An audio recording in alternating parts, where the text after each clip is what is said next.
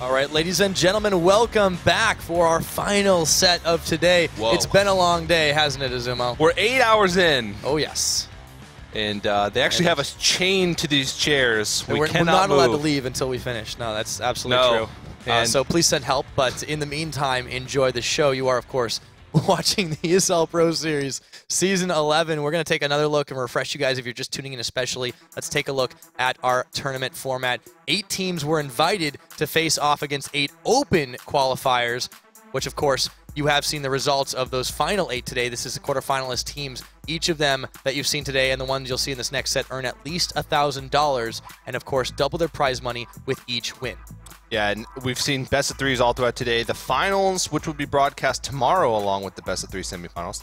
Finals will actually be a best of 5. So there's a lot of money on the line, $8,000 to first place and $4,000 to second place. So we definitely want to make sure that the best team wins in this situation. And we have one more match for you guys today. It is going to be Monster Kittens taking on Enemy Esports. You can see the bracket on your screen.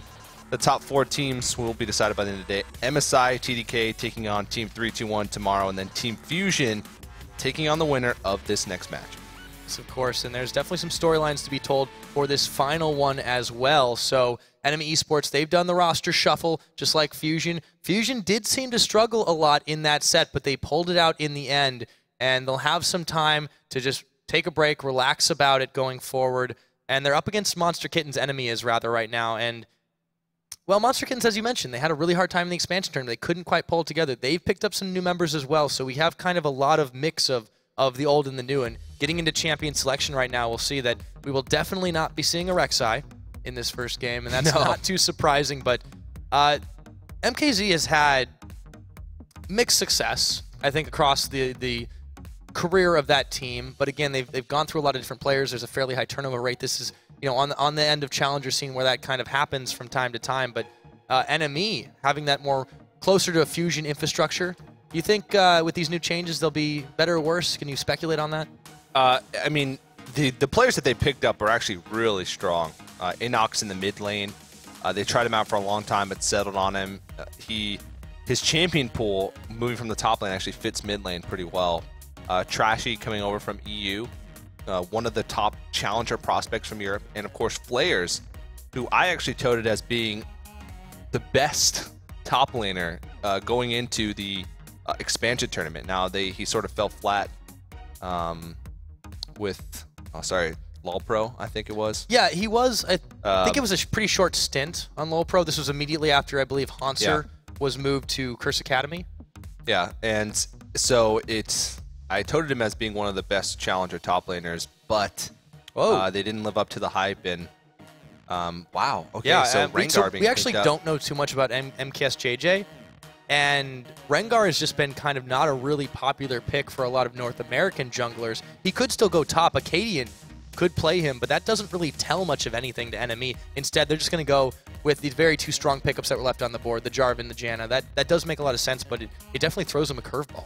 Yeah, I'm surprised by this pickup early on because there's a lot of high-priority flex picks that are still left on the board, like Kassadin.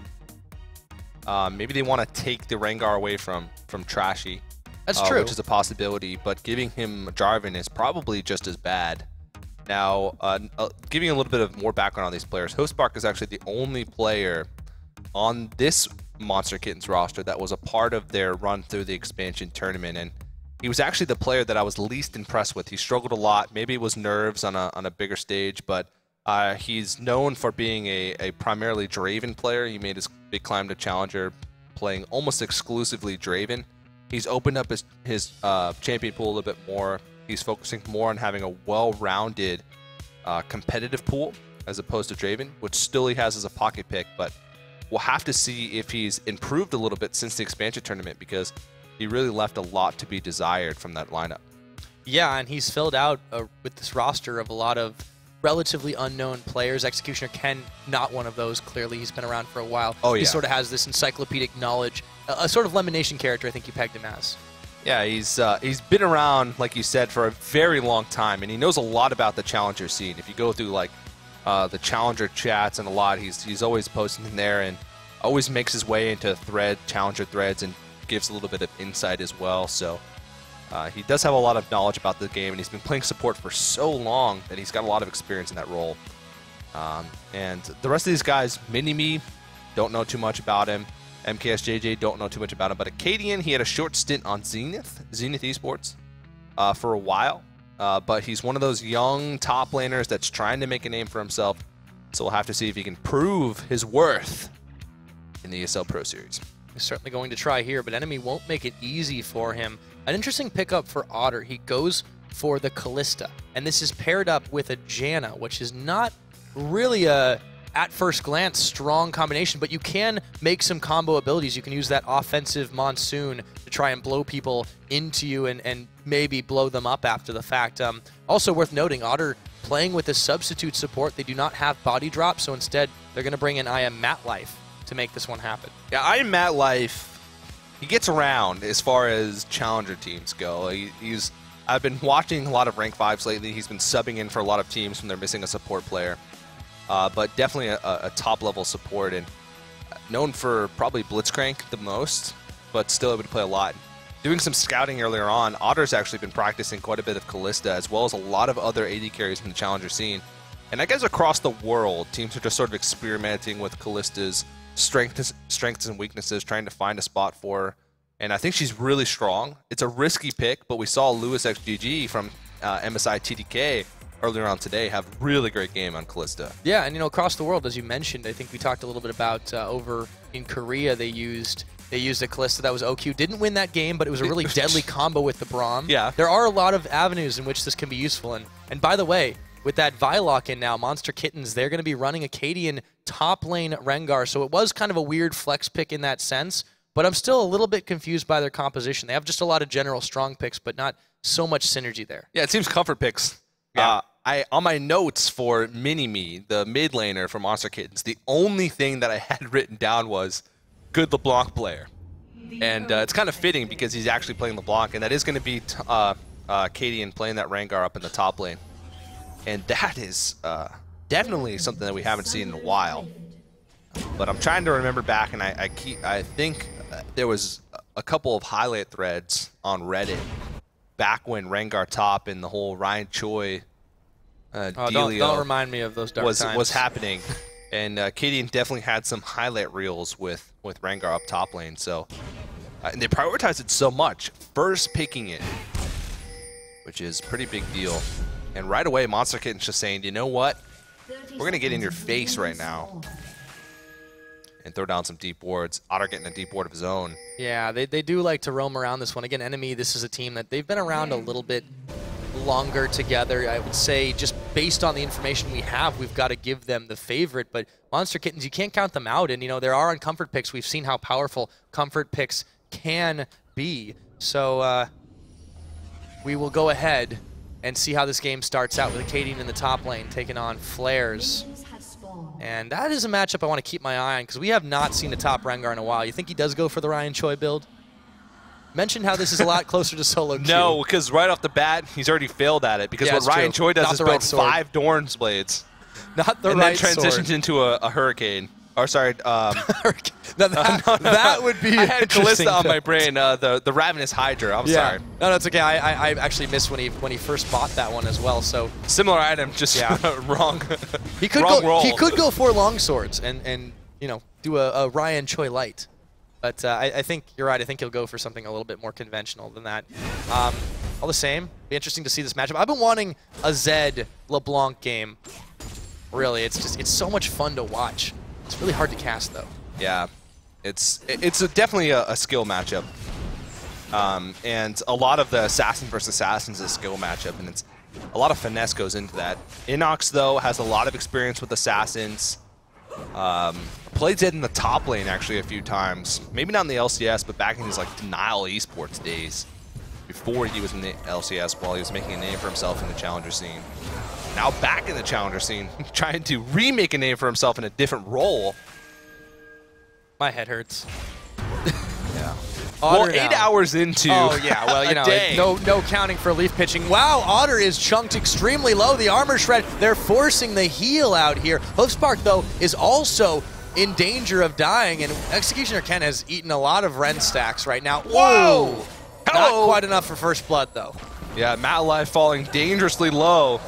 Flash is still available for both, but their footman disaster, you can see just how ready they are to pull the trigger. I swear, man, Kalista lanes are like kamikaze pilots. Those guys just don't give up. And they're going to take a little bit of a breather to set themselves back up. Acadian, though, up in the top lane, meets Trashy, and he has to back off. Oh, and first blood just happened. Hoofspark in a little bit of trouble. Otter's going to get the double. Nice spear shot there. And he's able to take it. And MKSJJ finding Inox. It's been a long day. I think our spectators having a little bit of a rough time as well. Now we'll have to give him a little bit of the benefit of the doubt on that one. We missed two kills out of kills out of 3, but that's okay. We still missed love him. 3 kills out of 4. Oh yeah. Oh well. I can't count either. You know what? I didn't want to see those kills anyway. I'm trying to convince myself. Oh, keep convincing. Acadian, for as dangerous as a position he looked, he's actually doing quite well and able to farm up just a little bit. But yeah, it's starting to trend towards enemy a little bit. I think that Kalista lane has worked out pretty well for Otter. Obviously, doesn't really matter if your Oathsworn is a little squishy if you're still able to get results. Yeah. Well, MKSJJ was able to pick up the kill in the mid lane. Oh, MetLife, he's in trouble. And he's down. MKSJJ secures that one up. So yeah, a lot of early skirmish kills are really what we're seeing here now. And it's unlike all of our other series today, it seems like both these teams are interested in checking each other out in a much more aggressive fashion. Inox now getting hooked up. You can't escape. And Mini-Me takes him down. And it's just going to be embarrassing to be killed by someone called Mini-Me. Now, that's a big pickup for LeBlanc as well. And as Pyrotechnics just does the Mini-Me face next to me. No one can see him. No one can prove otherwise. No one's going to believe you. Everybody's going to believe. It's my word against yours. Well, I trust you know what you're talking about. MKSJJ is going to go ahead and find Flares, punches him down, forces the flash away as Executioner Ken tries for the flay. They're not able to complete the roaming gank. 3 for 3 is the scoreline very quickly. Oh, Acadian! What was he doing? Lantern to safety and tag in MKSJJ in this 2v3, but it was nearly a pickup for NME in the outnumbered lane there. And this is a pretty big deal because this is allowing MetLife and Otter in this bottom side to just have their way with this lane, pulling ahead without Executioner Ken there to help out Hoofspark. He's having to resort to just trying to take the Groms by himself. And rough life. rough life, yeah. Hoofspark now, yeah, he's really fallen behind in this one in the CS department. He's down 1 death, and very quick pickup of the boots for Otter. We've yet to see too many coherent Kalista builds, but that's going to be one of them so far. And Acadian now is extremely low from the Flame Spitter of Flares. And he's going to throw down the Equalizer as he hits 6. Acadian goes down solo. Flares is going to eat a tower shot on the way out, but he still is able to secure it. Meanwhile, the bottom lane is still a very precarious situation for Hoofspark. Mini-Me going to try to get a little bit of roam on in the meanwhile. Realizes he's not going to be able to find too much there, though. Rengar is actually a monster kit. Yes, that is a really big mind-blown moment, actually. I just had that revelation very quickly. Mini-Me gets death marked on, but forgo all analysis. I was going to try to smooth over that, but you know what? I can't even fault you on that one. That was they first picked it. That was so punny it hurt. It's not working out.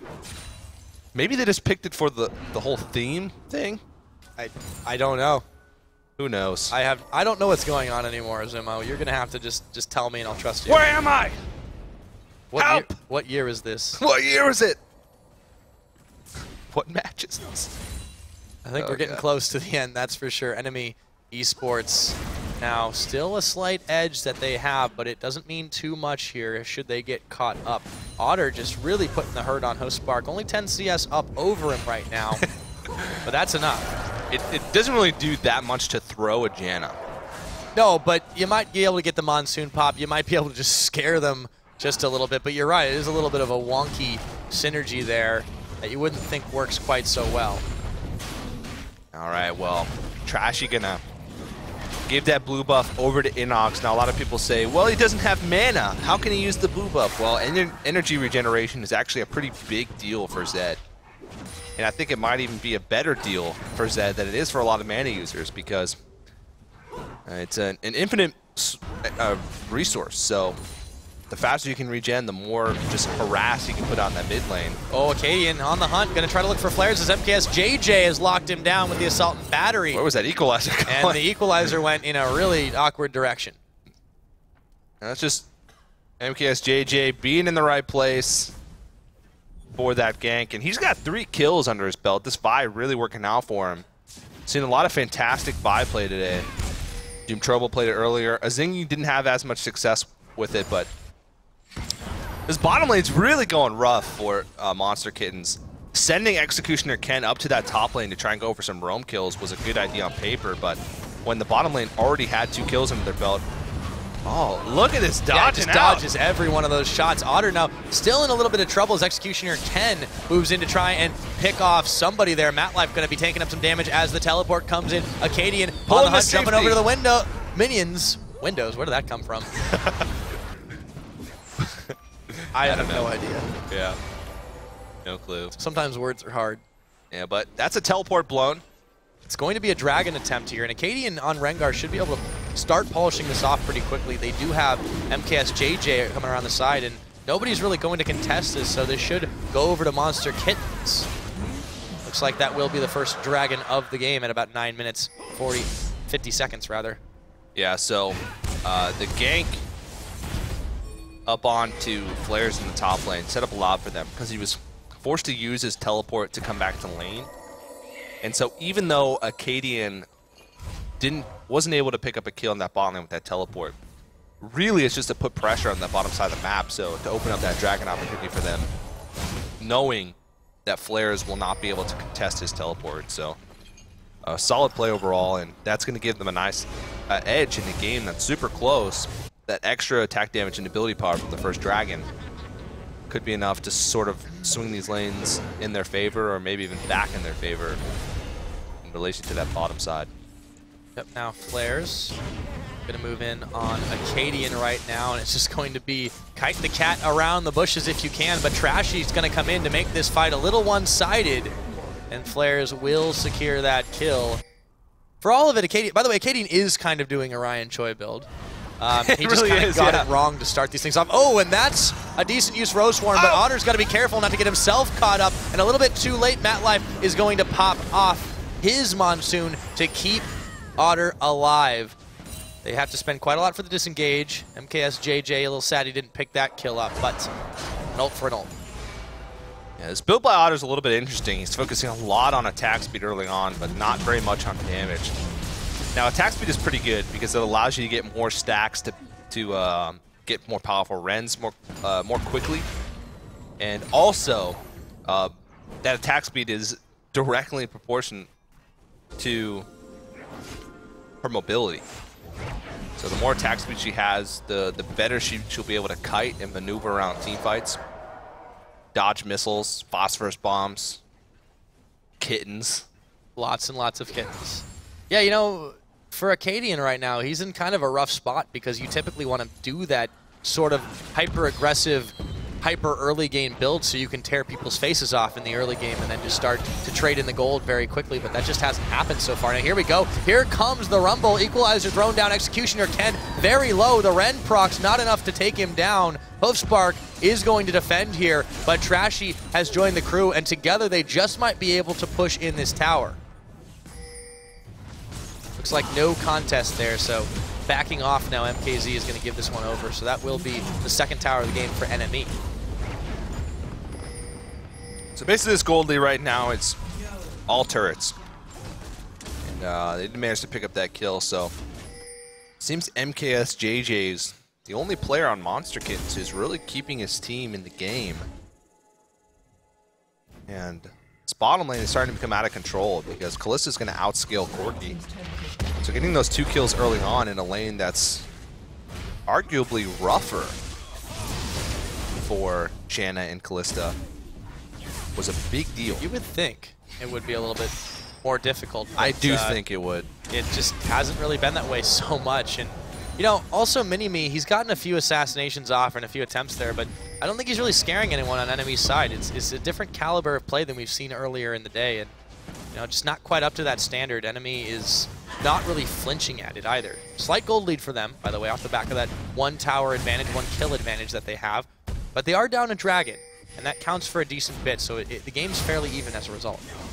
Yeah, but the thing to look here for is the scary, scary mid-game of Enemy with the Rumble Jarvan combination. On top of that, they have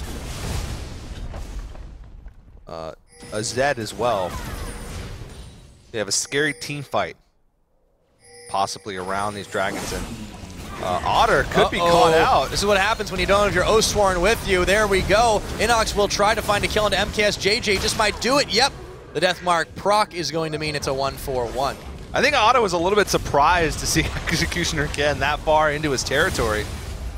But at least they trade 1-for-1 in that situation. And Teleport coming in from behind. See if Flares can pull the flank. He's certainly going to try. Equalizer hanging it for the right moment, but it's a little bit too late to join the party. So Hoofspark and Mini-Me will get away, but MatLife, they love these 4-man pushes. It doesn't really matter where the last one is. Obviously, Otter died in that last little engagement, but they're still able to put some more damage onto the tower. Dragon spawning up in a little over a minute right now, so Enemy will look to secure the vision by that side of the jungle. And the Runaan's Hurricane rush. Yep. Oh, they're going to find Executioner Ken in the pit, picking him up, and yep, a very, very early Runaan's Hurricane is going to mean all the attack speed for Otter, and he will be dodging and bobbing and weaving. He's all by his lonesome right now. Yeah, he still needs to farm up quite a bit because his damage isn't going to ramp up until he gets a little bit more oomph in those Runaan's Hurricanes hits. Bloodthirster, Play the Rune King, something along those lines. MatLife. Wow, MatLife got low there. Had to spend his Monsoon to stay alive. That was very, very dangerous. Mini-Me still threatening, the rest of this team still threatening right now. Good kill spread, actually, across the board with NKZ. They kind of do things together. So, it seems, does Enemy Esports, and now they are buddying up to try and push this tower down. Executioner Ken just grabs a minion with his death sentence, and that's going to be tower number 3 for Enemy. They're rotating around everywhere they can. And this is perfect timing with the dragon about to spawn. But what's this, MatLife? Thought about going back. Can't just yet. This dragon could be a little dangerous. It's very quick clear, though, with this Callista. The attack speed is crazy, and they're starting to burst it down fast, but there's always the steal potential, and nope, not going to happen. Not only that, they get a free flash at MKS JJ. That might have been a little bit of miscommunication. He probably could have gotten out of there without the flash. Oh! Inox going in! Yep, Executioner Ken a little bit caught out, and he gets a hook on, but it doesn't even matter. Flare's picking up his 4th kill. And we haven't really talked about how potent his Rumble has been right now. And the red buff now is primed to secure. Hoofspark in a lot of danger. Otter just might have enough damage, but he's taking tower shots. Equalizer thrown down. I think they can follow this. Yep. Dunk on his head is trashy. And a teleport coming in for Akaadian, but he's all by himself. What was he doing there? And he might get away. Invisible. Oh, jump back on in. He does get Otter, though. That's when he typed Worth in all chat. Yeah. Well, they do manage to pick up 1 kill out of that, but a lot of things lost for Monster Kittens in that engagement. So Enemy's starting to pick up speed here, starting to pick up momentum. That was a great pickup by Inox, just realizing that he could get Executioner Ken on the backlash there. And not only do they have that 3K gold lead, but also picking up the Dragon. And I talked about their mid-game scaling, and it's just going to get even worse for Monster Kittens because Flares is huge right now. And, I mean, he's almost got that zone in his hourglass. He's got 4 kills in lane. He's a little bit behind in CS from Akaadian, but at the same time, he's had a lot more effect across the map than Akaadian's been able to do. So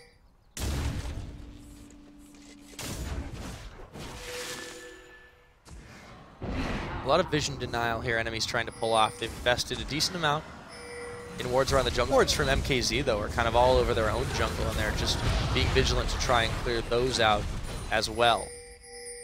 So NME, slight gold lead, tied in Dragons right now. They've got a little bit extra kills in their pocket, and this is like the slow, it's not really so much a snowball, it's kind of just a very, very slow glacial slide into victory. That's how they seem to prefer this particular game. And they're just taking little edges where they can. But Akaadian, he wants to make something fast happen, but it was a 2v1 before he knew it. He was taken down, and that will be a 5th kill for Flares. Yeah, Hopespark has to be careful here. Well, he has backup, so. When you're chasing a Zed, that's kind of high on the list of things that is probably not a good idea.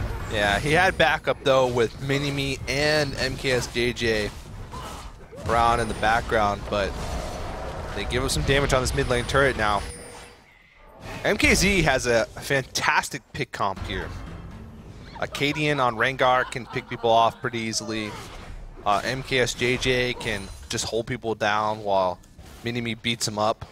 That's a funny image to think about, but it's definitely a reality in this game. And of course, like a Thresh is a fantastic support follow-up for that type of composition. So they have to stop getting caught themselves, though. They're sort of succumbing to that just a little bit. Yeah. NME, they're roaming far well together, and there's really not a lot MKZ can do about that right now. They've been trying to make plays and go up in the top lane, in the jungle, and just try to get picks where they may, but it just hasn't panned out for them. The coordination from NME is just quite good in that regard, and this is, you know, something you've got to hand it to them. Even with the changed roster, they're utilizing the resources. This is a team that they reside in a house. They have a lot of coordination efforts. They have dedicated coaching staff, and that's something Monster Kit just doesn't quite have as much of. They have to avoid team fights. It's a weird thing to say, but they're just not going to be able to stand up to like Jarvan and Rumble, even Kalista. Well, there are ways to pick there are ways to pick, you know, fights that are into your advantage when you have a Rengar, when you have a LeBlanc, and you know they're just trying to pull something off here. Is he chasing down the Rumble? But he knows exactly what's about to happen. But can he stop it? The bull is down. I don't think so. Oh, and he predicts the flash. Executioner Ken with the hook and Akaadian with the kill secure. MKSJJ was just along for the ride. Impressive play, but Here they're being Trashy. closed in on. It's still a 3v1 for just a second until everyone else shows up to the party. MKSJJ going a little Where's too Otter early. going? Yeah, Otter, why was he quite there at that point? Trying to kite backwards. Matlife might be able to save his life, but in the end, they just ended up giving another kill over a mistake from NME. Going in early, Trashy just didn't coordinate with his team there. And this is what I was talking about, this pick comp. They have to try and make picks where they can, which they have so much mobility moving across this map. And so much burst and potential to just completely zero out a target. Doing a great job of avoiding team fights while still getting objectives now. Inox has been known for a long time for his split-pushing prowess. When he was on Denali Sports in the Challenger scene, he was known for his split-pushing Nidalee. In the LCS, playing with EG, split pushed a lot and became very successful in that regard, and sometimes as successful as you can be. 60% of the time, it worked every time. Yeah, and so he really knows that type of role, and he's a confident split pusher. And Zed, you really have to sort of make use for him as a split pusher, especially around the later stages of the game, because as the game progresses, it gets harder and harder for Zed to actually team fight. His goal in a team fight really becomes to just trade his life for someone important on the other team, try to do as much damage as possible before he goes down, or just split push and try and find 1v1s. Yeah, Inox has had relatively mixed success here, and you know, it may not be quite at the level of like who he's at or whatnot, but he's definitely performing quite well. And you know, this is pretty admirable for a player he's had the LCS experience. He was the top laner for EG. Obviously, that didn't quite pan out towards the end of that, but he was playing quite well in the Challenger scene right before that. Let's see if he can do it a little bit again, but he checks way too far into way too many people. Akaadian is gonna live, and MKSJJ is gonna take him down. Trashy now caught up. NME just getting a little too separated. Hopespark with a big rocket is able to take out Trashy, and they're in prime position to try and secure this dragon. And I don't even know what NME was trying to do in that situation. It's a valiant effort by Inox to try and pick off Akaadian, but really what was he expecting to do? And Dragon is taken over by MKZ, and they're just being pushed away by this team of, I want to say like a team of misfits. But it's assassins for the most part. It's just really like patchwork. It's just like assassins. It's really, really patchwork, but that's their win condition. That's exactly what they need to do, is find the picks, find when enemy is separated, and then just pick them off one by one like that and go for resets. They managed to do that. They get the dragon, they get the kills, and they get the tower, and now MKZ has closed that gold gap and surpassed it. They're back in the lead. And Monster Kittens is getting through the tough part of the game right now, where the team fights for enemy are actually really strong. But MKZ is roaming around the map, focusing on picking off individuals. And right there, Inox just sort of hands them that on a silver platter. This is a time of the game where enemy really needs to make moves with big team fights, big equalizers, big cataclysms, but they're not doing that. And in a way, that's sort of a fault of their team comp, because it's going to fall off for a while when Zed has trouble team fighting, and Kalista just hasn't scaled enough yet. They have really strong initiation in team fight tools. They just don't really have the follow-up damage to be able to capitalize on it. And MKZ is realizing this and playing around it pretty well. Yeah, I think that enemy have to just stay together, very tight-knit, but this makes their strategy very one-dimensional if they do that. Getting separated, they're starting to get picked off. The saving grace, though, here is that they haven't really let too many of the individual high-profile assassins on MKC really get rolling. You see, finally, Acadian starting to get a little bit more relevant. He's got the Last Whisper, the Tiamat, and the Brutalizer built, selling, you know, a couple of the Doran's Blades, a couple of the swords, and picking up a little bit more, but they've kept everyone else relatively low now. MKS JJ going to get jumped on Deathmark. They choose that target. I'm not entirely sure why, and they're going to turn it back around. Acadian picking up a spree, a double, the resets. Can he find Inox? No, it's going to be Hoofspark, and he gets the double. They clean house. Only Flares lives. He takes down MKS JJ, but a 4 for 1? Yes, please, says Monster Kittens. And a near ace at this stage in the game. This is just Monster Kittens rolling over this enemy squad. Oh boy, Flares takes down Mini-Me, but he might pay dearly for it. At least a flash is the price of that one. So a good effort by Flares, but enemy seems to be falling apart a little at the seams here. And Acadian really showing up. He had a rough start on that Rengar, but he's really showing up. Oh, Flares! Oh! Flame Spitter Zanya's Hourglass. That'll force him to back away. Executioner Ken and Hoofspark nearly go down after the fact, and they'll have to back off now. Don't push your luck, boys. A one fight, but don't really get much else out of it. Enemy Esports. Flares is still pretty big, and he's going to be a great tool moving forward for their team fights, but they're just not picking him right. And again, like I said, they just don't have the strongest of team fights. Inox just goes in, gets exhausted, and then he's basically useless.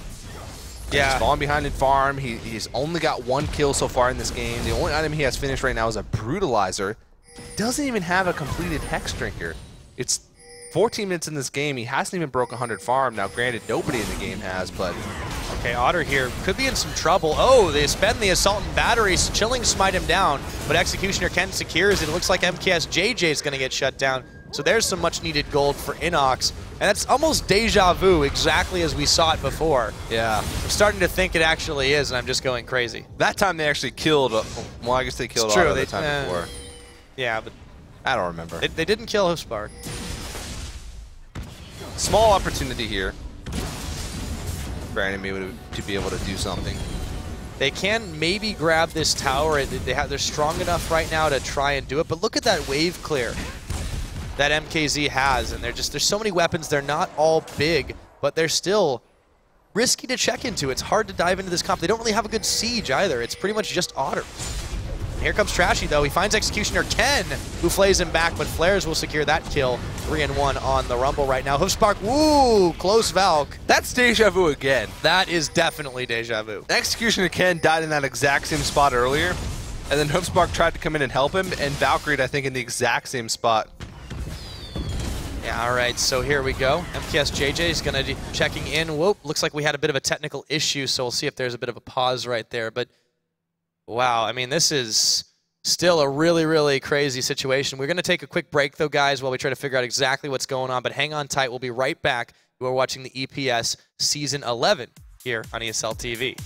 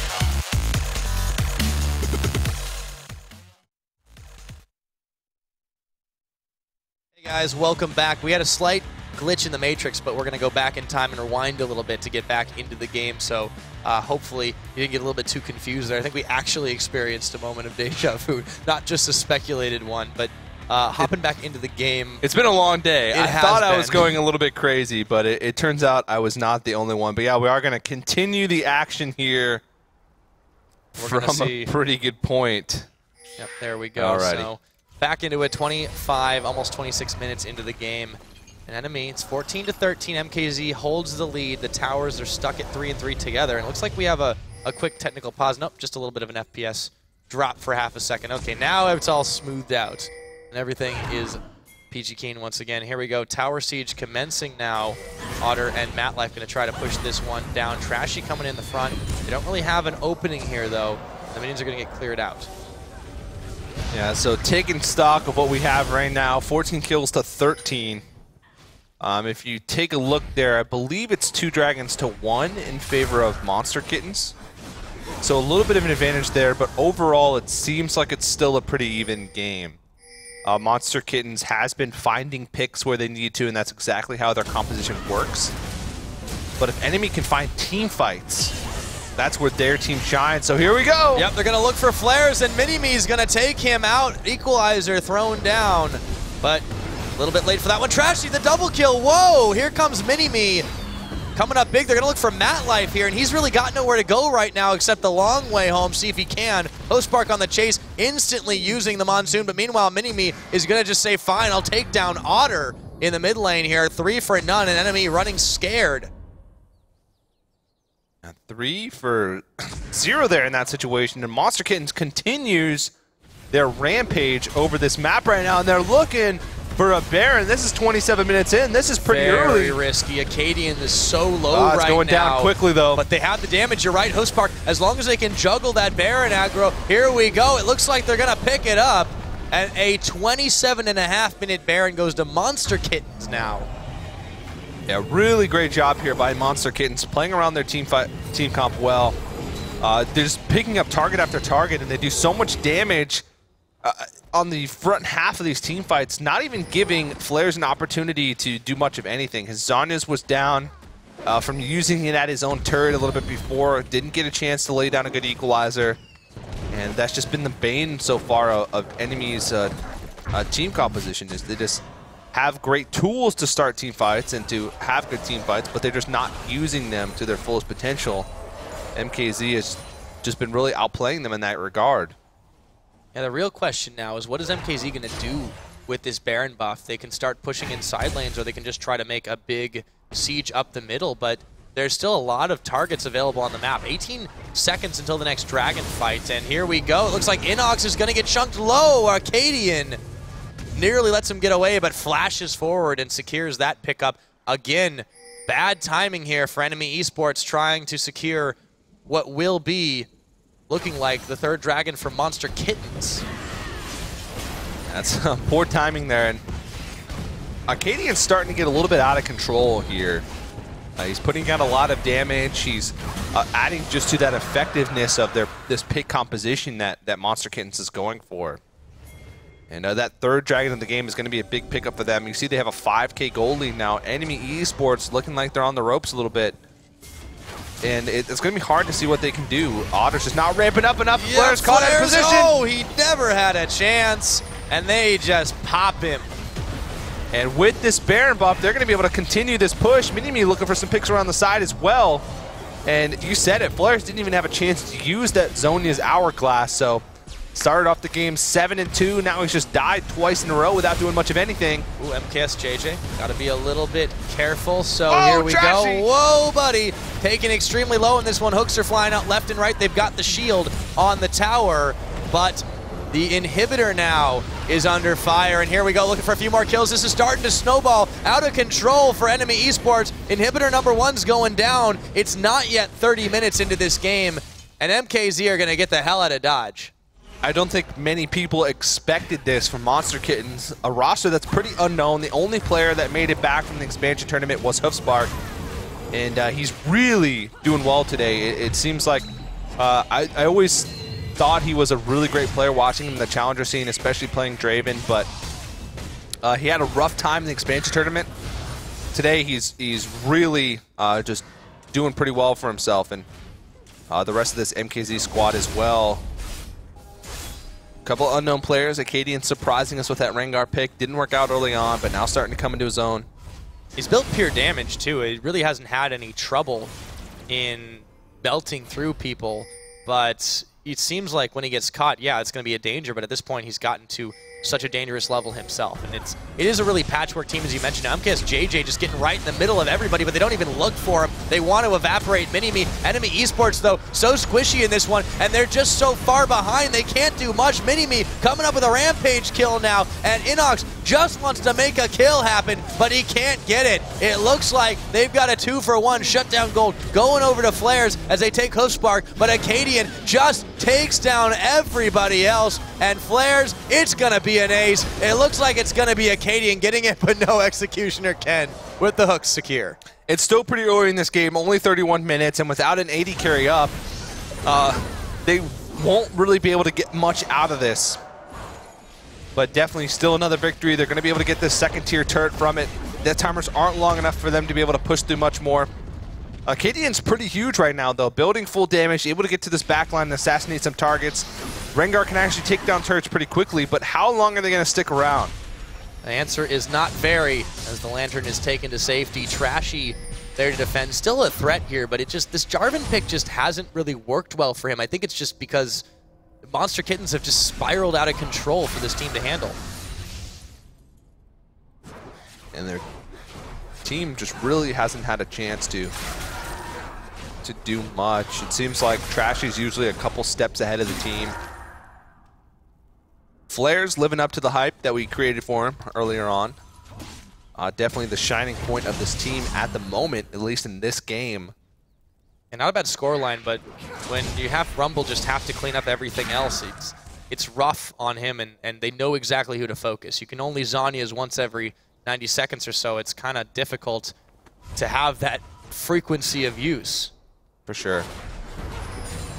And Otto, though, I mean, he's still scaling up. Kalista, I think, is a lot stronger in the later stages of the game. You have to sort of find a balance between damage and attack speed, because her mobility is almost directly built into her attack speed. So you have to find a balance of building that early in order to keep yourself safer and give yourself that chase potential, while also weighing against building damage early to just actually have more powerful attacks and more powerful Rens and things of that sort. So once you get to that late game and you have a good mix of both, that's when I think Kalista starts to become quite a bit stronger. Yeah, I'm definitely going to agree with you there, but it's just very difficult to get to that point now that there's no safe place to farm. Monster Kittens aren't really letting them out of their base. Whoa! A scary moment for just a second. Enemy isn't even completely safe inside of their base. Although, they're holed up there, just trying to turtle a little bit here now. And it looks like the jungle is pretty much fully controlled by Monster Kittens. And rightfully so.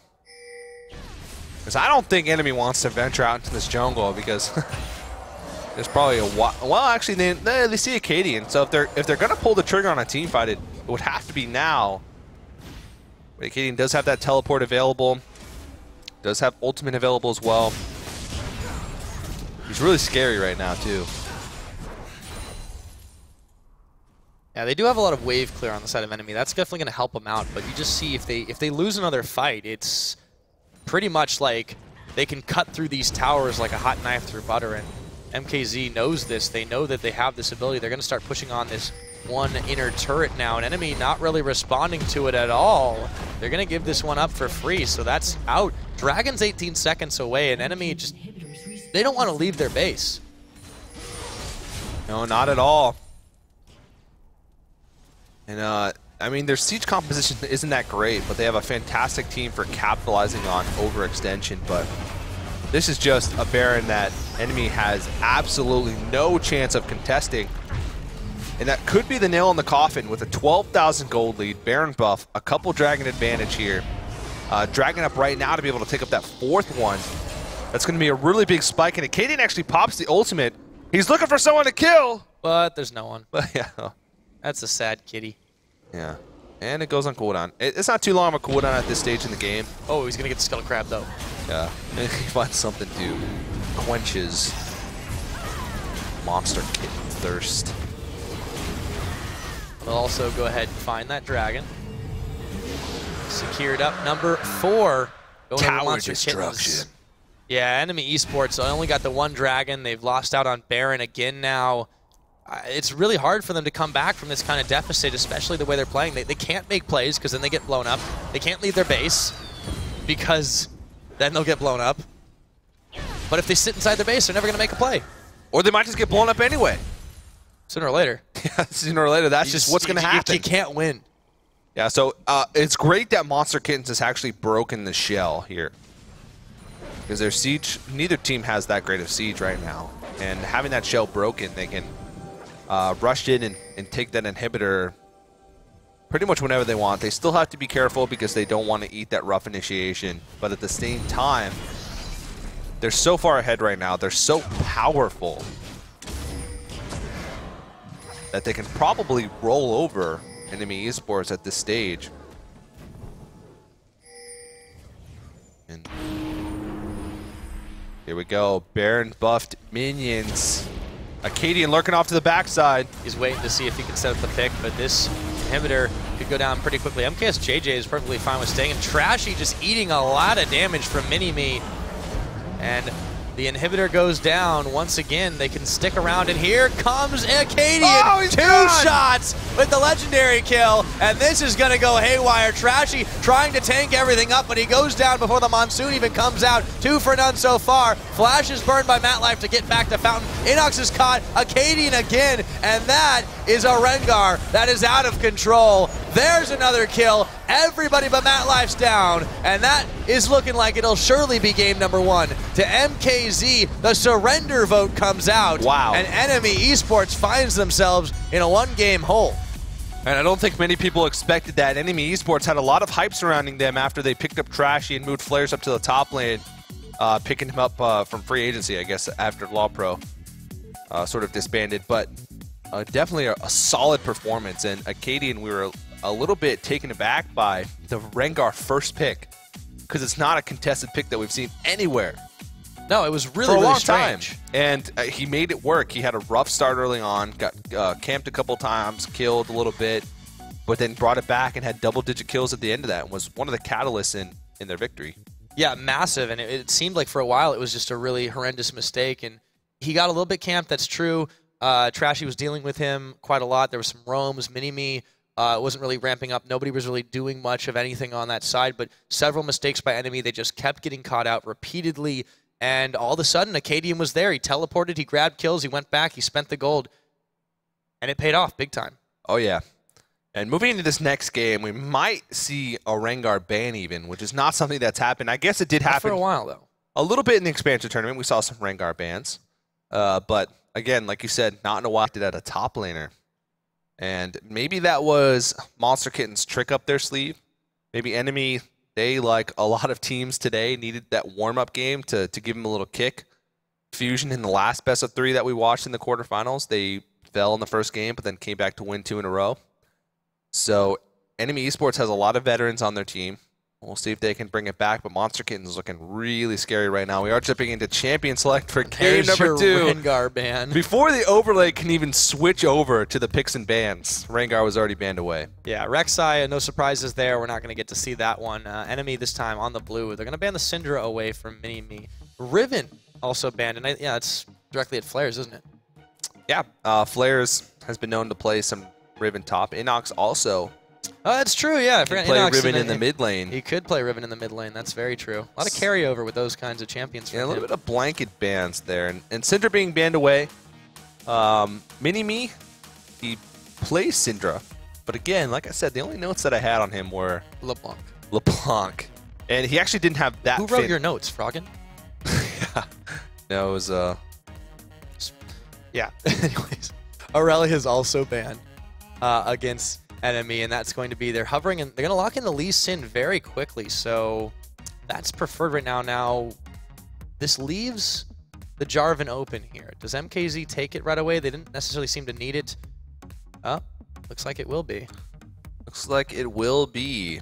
And also a flex pick as well. And we've seen Jarvan being first picked on red side almost every single time today. When he's not first picked on blue. When he's not first picked on blue, when he's not banned, he's just a highly contested pick overall, it seems. Thresh has started to come in a little bit more too since the later half of this series. Executioner Ken has always been known to be primarily a Thresh player. So not surprised that they're going with that one. Seems to be a comfort pick, and picking up the Corki as well in the situation seems to be good. But they're actually going to go with Corki Janna instead. So this does leave the option to do a top Jarvan and take away that strong jungle pick. True. Does Enemy want to do that, do you think? Is that really a style that they would necessarily play? We saw it earlier. Could do something really weird like play Jarvan mid. Yeah. I have seen that once, by the way. I have. I've seen it a few times as well. Maybe not on a competitive stage, but... Yeah, it's like a solo queue hero kind of thing every once in a while. Jarvan's just so strong that his tools just translate over into any lane. Yeah, if you can make it use of it, especially, and he's also incredibly hard to kill later on. It's a very contested pick, as you said. It looks like that will be the Corki and also Thresh lock. And so they debated the Janna for just a little bit, but in the end, they go for that one. They're okay with giving away the Janna. I think that Thresh is much more of a comfort pick for Executioner Ken and thus the team overall as a whole. So they're definitely okay with handing over that Janna. This is a really tough decision here for Enemy. Blitzcrank, Matt Life. That is kind of his thing. Yeah, now, Matt Life is not on the main roster for Enemy. He is subbing in for Body Drop, who wasn't able to make it for these matches. My goodness. But Kalista Blitzcrank. Whoa! That is going to be an interesting combination. And also, when you imagine the Lee Sin ganks as well, there are going to be people flying all over the map. This is going to get a little wacky. Blitzcrank is a scary support to deal with, especially when it's being played by a Blitzcrank main in I Am Matt Life. So really looking forward to this lane. Of course, we mentioned earlier during our scouting, we saw that Otto was playing a lot of Kalista. So not surprised to see him picking it up in both games, even though not meeting much success in the last game. He did have a double kill early on in a lane that was actually a pretty tough matchup. Looking forward to seeing more from him on that champion. Yeah, and there's your Jarvan right there. Enemy. Yeah, it's really, really straightforward that they're going for. And you know, why mess with success, right? It worked fairly well for them last time. But it worked well because of their ability to pick off targets with Vi and with Rengar. And this composition is going to be a little harder for them because Jarvan, while he has a decent pick potential, he's not as good at it as Vi is. So we'll have to see how that's going to work out for him. They're going to have to play a little bit of a different style. I'm curious to see what they're going to round off at their top lane with Acadian. There's still Cassidy available. There's still Lissandra available. Lissandra could be pretty good in this composition with a lot of upfront damage, but I'm just not sure how comfortable Acadian is in that champion. Yeah. And on Enemy's side here, the Cassidy Hover, this could be they could flares, very course, well pick up Cassidy and Lissandra. Yeah, and that would be pretty terrifying, but then they have to, of course, have Lee Sin, and the Blitzcrank would be fairly tanky anyways, but go particularly all out with that. Now, the Maokai is a little bit of a safer choice, and they will lock it in, and that means we will have a mid Lissandra in all likeliness this game. Okay. Not sure how I feel about that. I actually liked the Cassidy more in that situation than the Maokai, and I actually would have liked to see Cassidy and Lissandra being picked up, but please lock in Poppy. It might have left him with a little bit of a hole in here. Please lock in Poppy. If this is a Poppy pickup, then Acadian is probably winning over a lot of fans right now. Yeah, well, he played Rengar last time around, and he was able to do some absolutely insane things. In the right hands of Poppy, while an unconventional pick can really spell some disaster. As you and I both well know, we've seen quite a lot of that. And this is no Mac Noon, but yeah, he's really thinking about this one. We've had a lot of deja vu today, but seeing Poppy in the top lane sitting in these exact chairs like we did for the expansion tournament when we casted that game with Mac Noon. Okay, so everything we just said is irrelevant. This seems... I like this pickup, though. I was thinking that their team comp isn't coming together like I would have liked to see it like it did last game. But this still sort of fits the same style. Very similar champion picks all around, too. I mean, the Jarvan being a takeaway, it's still, like you said, a flex pick. They're going to take it top lane this time. He may not necessarily kill the Maokai, but the Maokai can't really kill him. Yeah, Jarvan sort of... in a weird way, if it's a similar style as Rengar, where you're sort of isolating a target, but Jarvan just has a little bit more utility in his ability to isolate multiple targets, which could be great for this team. but it's the exact same team comp that they had last game, just with Jarvan interchanged with Rengar. So similar style, not quite as pick heavy, but definitely still do have the potential for it. Now last game, they got ahead early, which allowed them to really do well with their pick style. But this game, Enemy Esports might not hand it over to them as easily. Yeah, they've definitely already seen it once. They're going to be prepared to deal with it. Also, the Rengar was really kind of the linchpin in success. A Fed Jarvan doesn't do quite as much, of course, as a Fed Jarvan, so they're not too worried about it. And look at that, out the board, roaming together. A Fed Jarvan doesn't do as much as a Fed Jarvan. Yeah, that kind of words sometimes. I think you know what I mean. Yeah, yeah, definitely. Well, we're about 9 hours in. You can quote me on that one, by the way. And hey, you know, this is not my first rodeo. We've done some 9-hour casting. We actually started at 12 p.m. PST, so noon PST. Yeah, we're approaching that 8:45. Hey, man, try doing this at like 6 in the morning. That's what the LPL regionals were like. Yeah, well, LPL might have a little bit more excitement. Excitement. This is exciting. What are you talking about? Don't make me bring back indecisive North American Challenger guy. No, I'm not listening anymore. Oh, guys. you did it anyways. I just asked you not to. Why would you do that? Oh, man. Coming soon to a stream near you. TJ Azumo Sanders in Indecisive Challenge. What were the other Broadway names that we had? If you're not writing them down, that's your loss. Caught with their pants down in the jungle. That was definitely one of them. Coming to a Broadway theater near you. That one's rated for adults only. Written, directed, and starred in by yours truly. No, I think you could get Tasty Nubbins to play the part of the Challenger guy. Possibly. Lemonations. Little shout out there. Lemonations, the role of the dad. Indecisive North American Challenger guy's dad. Talk about storylines. Only 90 kids would get it. Only 90s. I think those jokes. Yeah, because that's when we started casting. Yeah, I think those jokes came about 5 hours ago. So if you haven't been watching the stream since then, you probably have no idea what we're talking about. Yeah, if your face right now is just like, what? Oh, wow, Pyre, there's a League of Legends game happening in front of us. Yeah, there is. Spark getting pulled in by MatLife right now. Otter still commencing with quite a lot of damage on this, but it's such a wild card lane with Kalista, and you throw a Blitzcrank into it, it just gets weird. Yeah, one hook, though, has the potential of completely changing the lane for both sides. Hook lands onto Kalista. She could be in trouble. Hook lands onto Corki. Same deal. So a very volatile bottom lane in this matchup here. Whoop. Hook does not land there. There we go. That's the one. They find Executioner Ken. Exhaust is used immediately, but look at that damage output. Dodging the Phosphorus Bomb from Corki. Executioner Ken lives through the Ignite, but they had to burn Flash and of Spark's heal. A good trade of summoners there for Enemy Esports.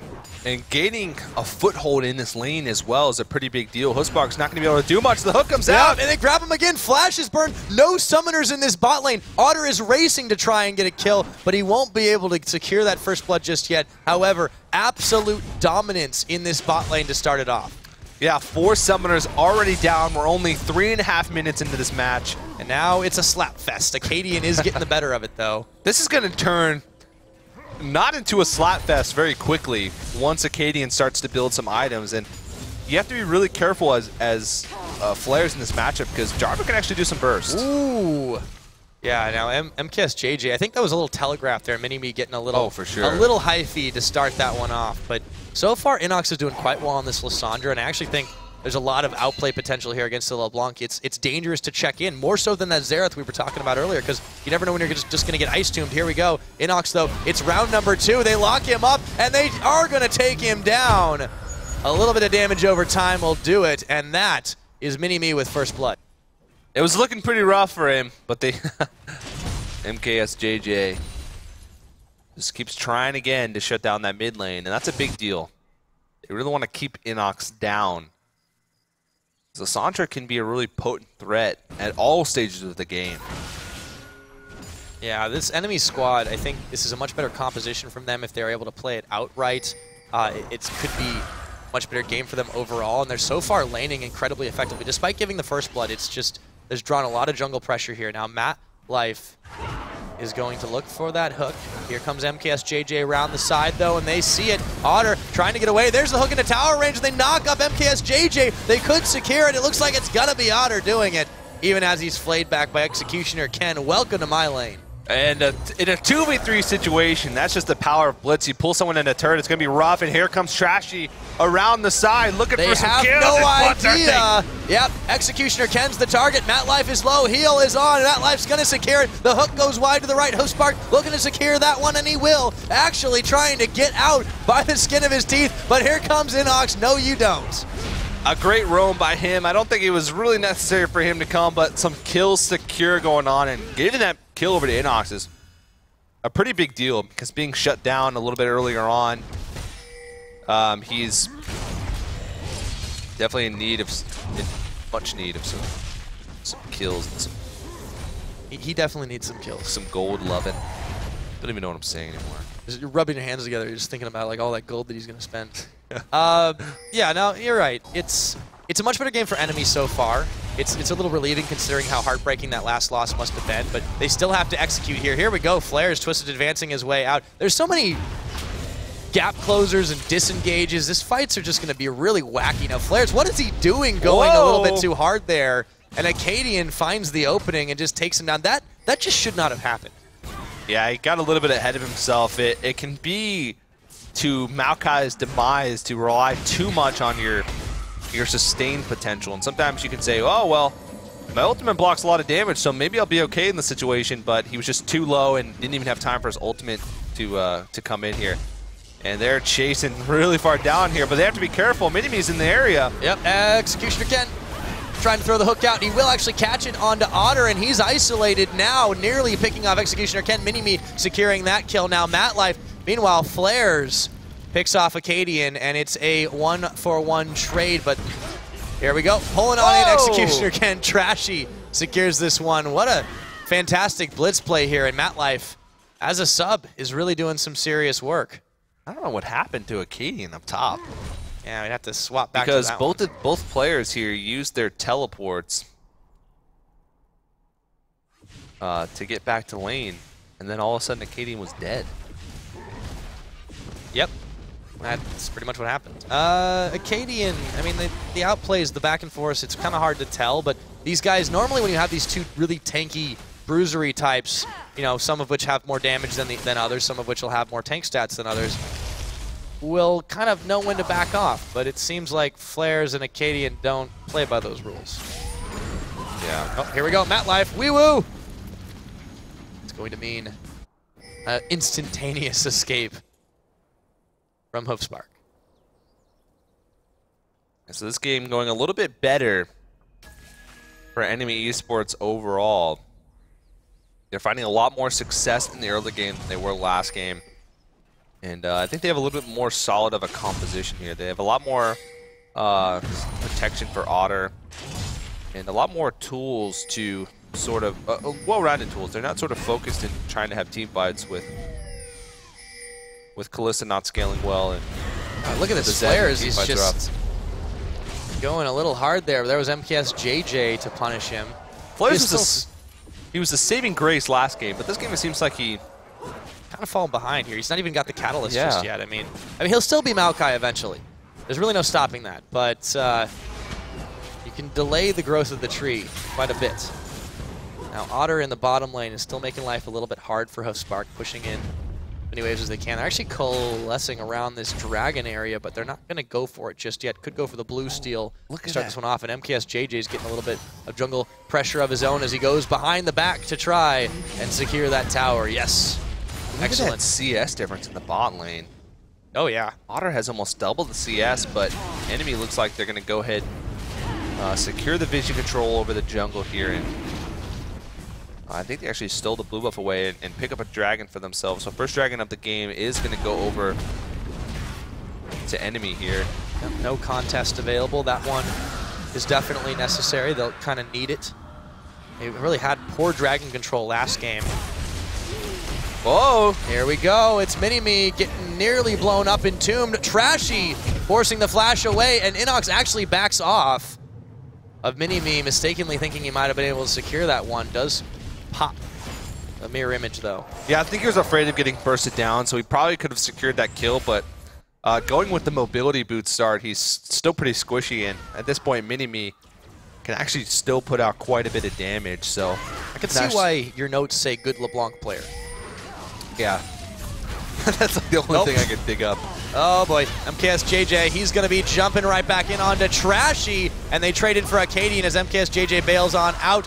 Otter, meanwhile, answers the kill in kind. Top later for jungle traded, and it's like, it's kind of like watching a basketball game. These guys jump up, go right by each other, get a dunk off, and then just keep on moving. Oh, is he going to get it? Sneaky back. Nope. Really great escape, though. He got kicked into turret range and actually had to flash over the wall to be able to escape. So overall, not too bad of a move there. But Otter, once again, finding some sneaky ways to pick up some kills, just like last game. Very even game overall, and these towers are going to start getting picked off. So 2 to Monster Kittens now total. Looks like it should be 1 up in the top in just a moment. Enemy is poking that one down. And it's a very, very even game. Elongated laning phase for just a little bit. And they'll manage to pick that tower. There goes with flares. Yeah, so still a big CS discrepancy in that bottom side. 25 CS up Otter is right now over Hoofspark. So that power spike from Corki is going to be a little bit negated because he's going to hit that Trinity Force pretty late. 11 minutes into the game at being at 50 CS. That's way below where you want to be as an AD carry right now. Yeah, Hoofspark has not been able to catch too much of a break, and he's had to rely very extensively on just sustaining up through his phage as well. Akaadian now going to find flares. They're going to jump in on that one, and where did he go? Looks like right back there. Mini-Me getting popped by Inox, though, and Executioner Ken close to burn down. Trashy wanting to secure the kill, uses his Dragon's Rage, and now they find MKS JJ. 3 kills picked up now by Enemy, and they're in prime position to push down this turret. Yeah, with Hoofspark all the way down in the bottom lane, and only member being alive is Akaadian, they could probably push for even a second-tier turret in this situation, and what a great engagement by them. Oh, and they might save the bottom turret. Here comes Flares. He's teleporting in Whoa! to push Hoofspark off. Wait a minute, Akaadian wanting to find the kill. He will trade 1 for 1. Matlife will take him out even as Trashy goes down, and they've stopped the tower. So that's exactly what he wanted. Uh-oh, Matlife is on a mission here, and Hoofspark just runs into the team. Why did he do that too? But he does dodge out the hook. Oh, Flares right around the side. Yeah, here's Mini-Me not going to connect with the Ethereal Chains. Still a precarious position right now for Enemy. MKS JJ Assault and Battery onto Otter looking for it. They're going to force this fight to happen, but MKS JJ going down. Executioner Ken now a teleport in with Akaadian. The box is on. Oh, Matlife getting pulled away with the ultimate of Callista. Otter here. Akaadian gonna get a pick on Inox. They're still looking for more. This tower's at half health, healthy enough. Akaadian going down. Here comes Mini-Me. He's gonna get picked. Trashy coming up big. Executioner Ken is next on the menu. Can he secure the kill? Oh, yes, he can. 4 for 1, and they might just get the ace. Well, not anymore because MKS JJ's up. Yeah, still though, 5 kills for 1 in that situation. Inox being the only member of Enemy to fall down, and MKZ, I think that was a little bit of a desperation attempt to try and salvage that situation, but they just forced it way too much. MKS JJ was way too ahead of his team, and it just allowed the rest of Enemy to just sort of kite back, and when you're fighting under the turret, it just limits your options. Yeah, MKS JJ really went in way ahead of his team there. It was kind of awkward. Uh-oh, the turret's falling down, and Flares is taking. Flares, no. Trying to draw attention away, he's still alive. Oh, wow, he actually keeps himself that way, and MKS JJ is gonna get taken down without even killing Flares. Never mind about shutting down Maokai. Maokai shuts down you. Yeah, and a bait here onto the mid lane. Mini-Me's in trouble. Not fooled at all for the mirror image, and Enemy is starting to roll on forward. The plays keep coming, and the misplays from MKC just don't seem to stop. Trashy will not be able to connect on his Sonic Wave, but they still have some serious momentum rolling forward. A 6,000 gold advantage at 14.5 minutes. Oh yeah, this game has been much faster paced than a lot of games we've seen. It's only 14 minutes in, and we've already seen 25 kills. So that's nearly 2 kills per minute, which is a lot. It's a lot, and 6K gold lead is a large deficit to overcome at such an early time. So at Enemy Esports, this is very, very similar to the last series, it seemed, between Fusion and Storm, where it was a long, hard-fought battle for game number 1. And then the opposing team came back to have a really fast victory game number 2. I mean, this game isn't over, but Enemy Esports, this is their game to lose at this point. Yeah, and that's not something we usually say in a 15-minute game right now. Dragon's up in 15 seconds. Speaking of, MKS JJ there around the side trying to get some more vision, but Enemy Esports very far ahead. Even with the crab control, it's going to be difficult for Monster Kittens to really do much about this, although they could certainly use that Dragon buff. Oh, yeah. They're not going to go and attempt this one, no. Yeah, this is kind of a safe pick for Enemy just because they're so far ahead. They could muscle their way in here, and they're going to do it. Although MKS JJ was really thinking about that. Oh, he nearly gets hooked up, and that is Dragon number 2 going to Enemy Esports. And tempting fate here is Minimi and Hostbark, but the chase is on. MatLife looking for a hook here, but not going to be able to find it. Oh, and, there is a Sonic Wave. No Lee Syndrome, though. Trashy is actually seems to be a very much more controlled, aggressive jungler. He doesn't seem to take these really risky plays. You know, it's kind of a hallmark of one of those talented EU junglers that come over here. Oh, they get the pull in. Executioner 10. He's got the box down, but they don't even care. Vengeful Maelstrom right in the middle, and even in tower range, they are just wrecking Monster Kittens. Flair's picking this one up, tanking all the tower shots. Minimi is split up in 2. And they've got Acadian and Hostbark to defend, but for how long will they be able to stop this onslaught from Enemy Esports? And just like that, 2 more players fall down. They're able to pick up the second-tier turret as well. Not going to be able to push for much. I mean, Acadian was split pushing in that situation, which, I mean, it's all you can do at this point. Oh, Inox. Oh, look at that. Pulling in Minimi. There we go. They grab him, and Otter just still staying as safe as he possibly can. 20-8 is the scoreline.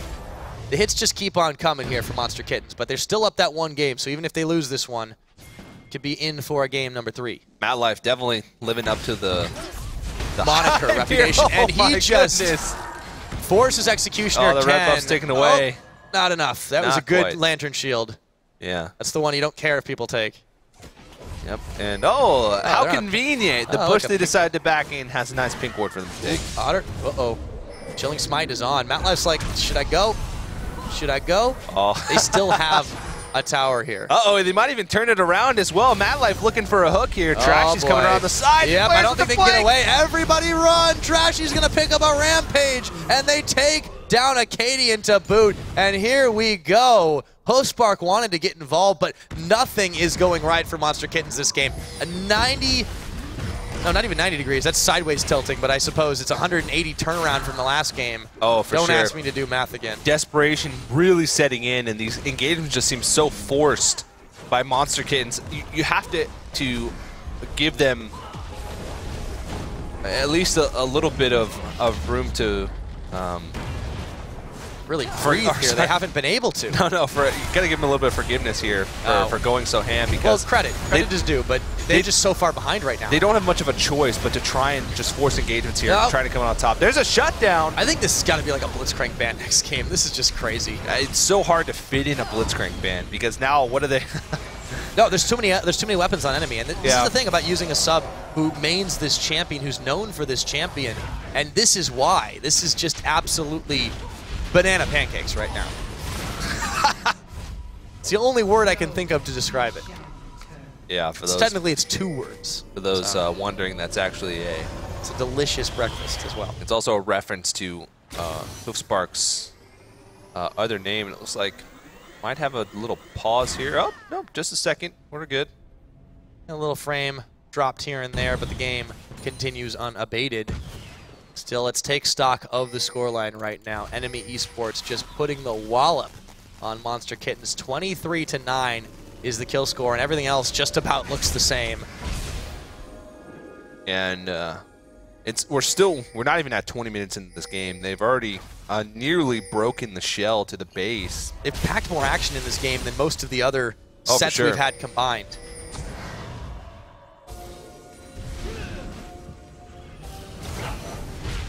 They barely had much of a chance to breathe in this one, and now Enemy seems like a very much topsy-turvy version of what happened last time around.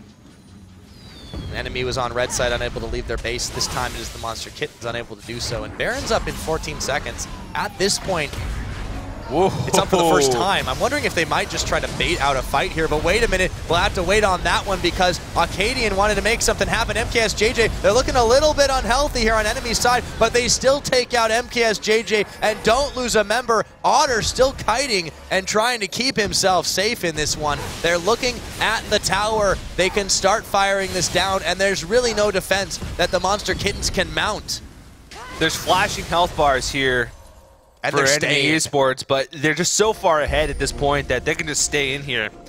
And Otter now is doing so much damage. They live in a different building. Wow, that's deja vu once again.